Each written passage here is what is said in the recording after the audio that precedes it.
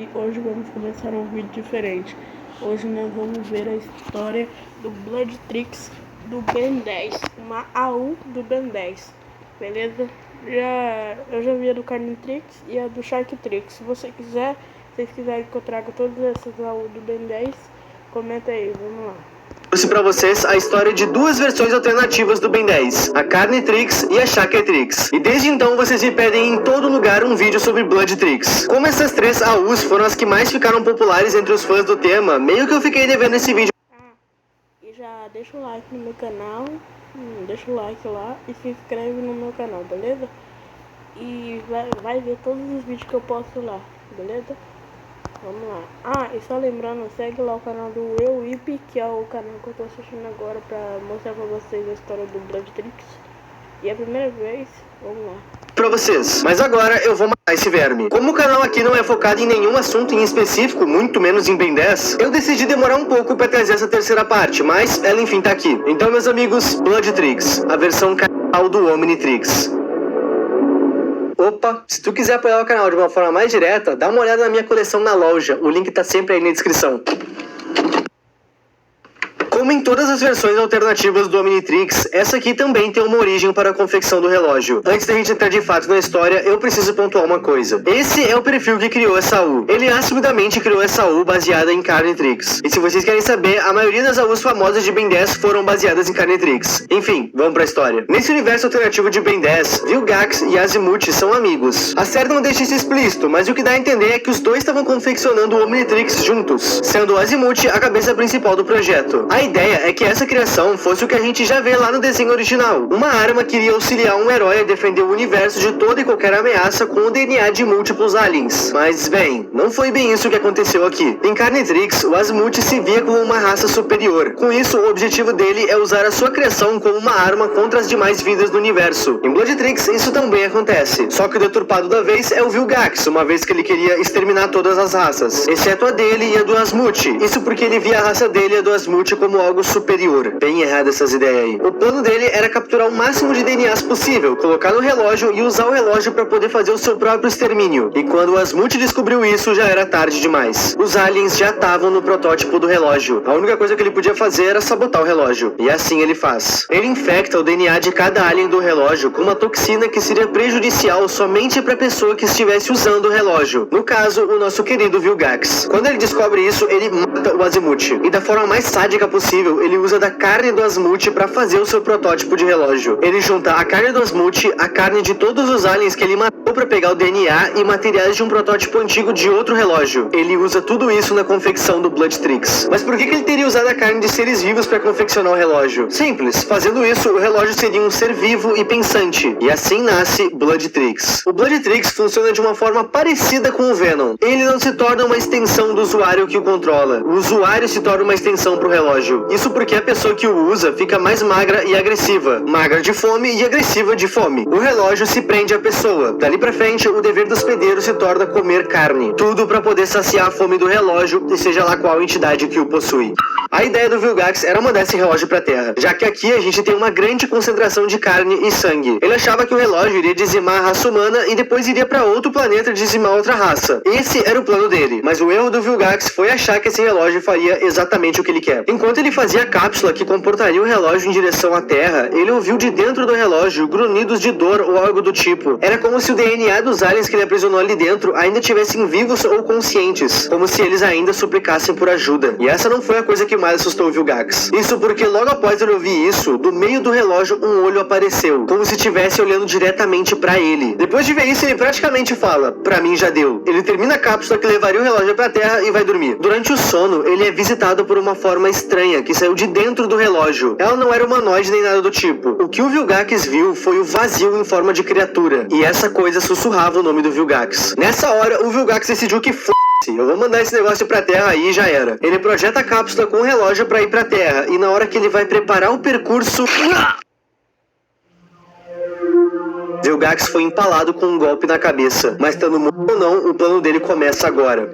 Nesse meio tempo, o menino mais azarado do mundo estava dando um rolê numa mata. Adivinha quem era? Chaves do 8, Ben Tennyson. Assim como no desenho original, o Ben vai caminhando em direção à coisa que caiu do céu. E quando ele finalmente chega no lugar, ele se depara com um estranho artefato. Era um objeto que claramente era feito de carne, pulsando e olhando para ele. Eventualmente o relógio se grudou no Ben. E aquele olho que parecia uma coisa estranha se tornou algo que o Ben não hesitaria em tocar. E isso se tornou o grande erro da sua vida. Assim como no seriado original, o primeiro alien que o Ben se transforma é o Chama. Mas aqui ele tem o plus em sentir o seu corpo queimar. Ah, tá bom. Deixa eu ver se eu entendi. O Ben 10 do desenho, o Vilgax, ele acaba planejando um relógio de carne e do nada aparece um vazio em forma de pessoa sussurrando no ouvido do Vilgax.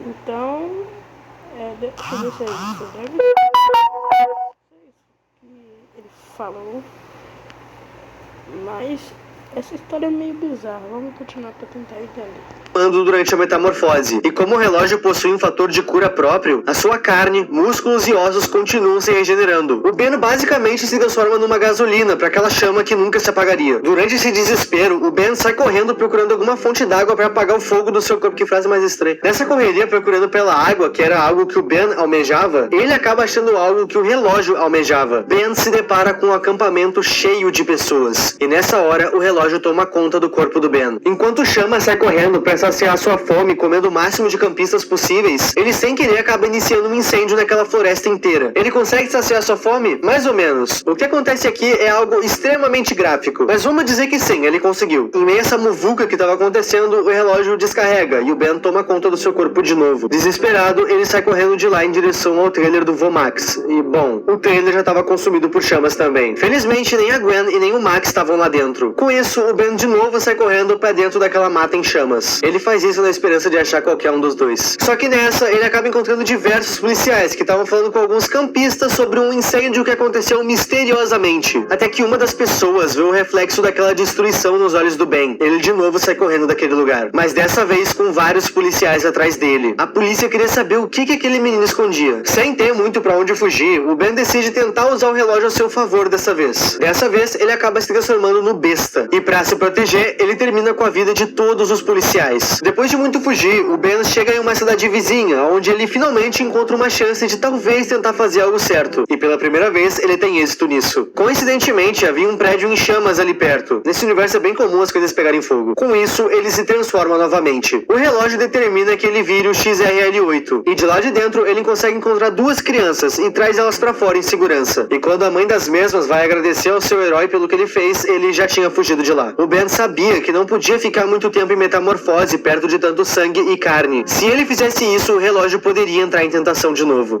Já do outro lado da cidade, de novo, o relógio vai descarregar. Nessa parte da história, a AU dá a entender que o Ben vai cada vez mais se tornar algo da noite, das sombras, sempre escondido, porque se o relógio ver carne ambulante e determinar que tá na hora de comer, o Ben não pode fazer.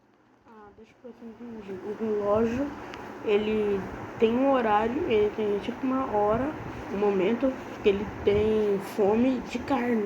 E se ele tiver perto de alguma carne, sangue e ambulante, ele pode acabar matando as pessoas sem ele querer, porque o relógio está com fome. Se o relógio não tiver com fome e o relógio determinar um alien para ele salvar as pessoas, ele pode salvar e sair correndo, porque se ele sabia que se ele ficasse muito tempo perto das pessoas, o relógio ia ficar com fome e determinasse que é hora de comer. Ia matar as crianças e a mãe. Então vamos continuar ali.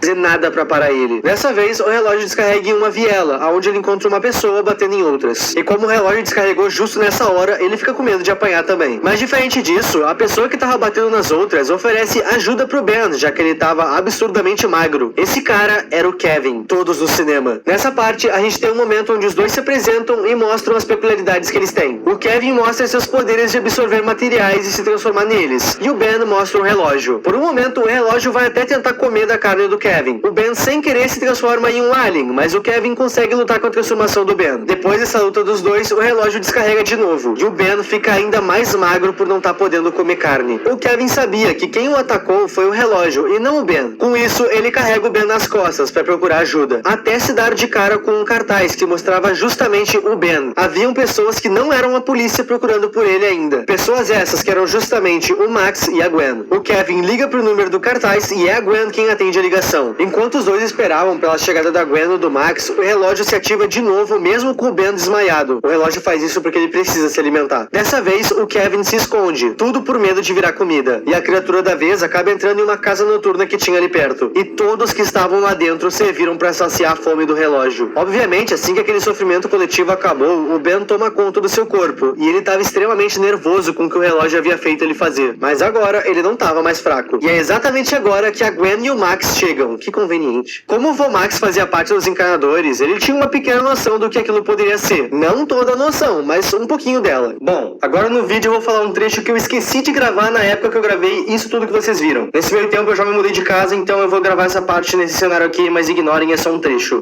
É bizarro que dentro de um diálogo e outro, toda vez que o Ben tenta fechar os olhos, uma estranha criatura aparece na sua visão turva. E isso acontece mais especificamente quando ele tá conversando com a Gwen. Ele realmente está sendo assombrado por uma suposta entidade que vive no relógio. E isso vai se confirmar mais pra frente. Para entender um pouco mais do relógio, o Max vai levar todos eles para uma base secreta dele. E lá, depois de muitas tentativas falhas de entender como que aquele relógio funciona, todos eles vão dormir. E depois de muito tentar, o Ben vai conseguir adormecer. E durante o seu sono, ele vai ser visitado pela mesma criatura. Só que dessa vez, ela fala algo com ele. Ben Tennyson, me alimente, ou então eu matarei a todos que você conhece. Me alimente, Ben Tennyson.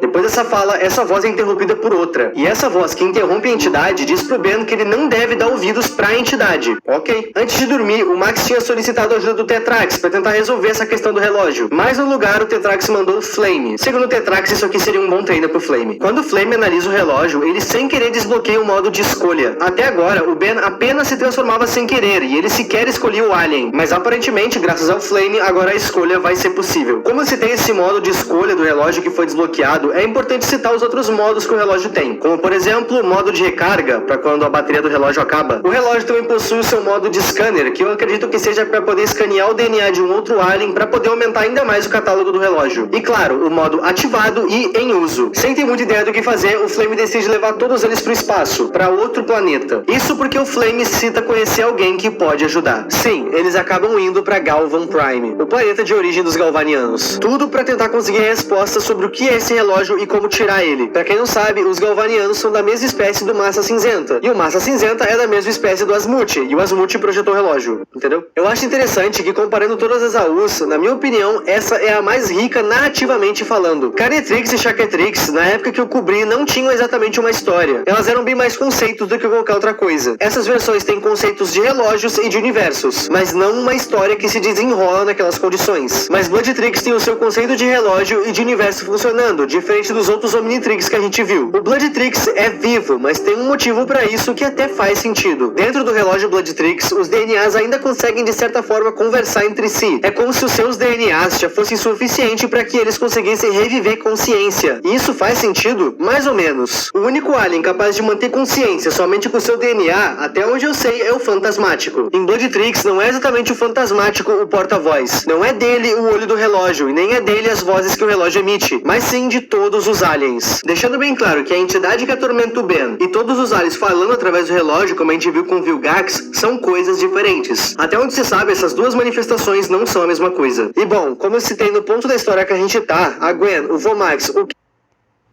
galera, é isso. O vídeo tá quase acabando, não vou conseguir terminar. Falou, tchau, inscreve no canal, deixa o like. Falou!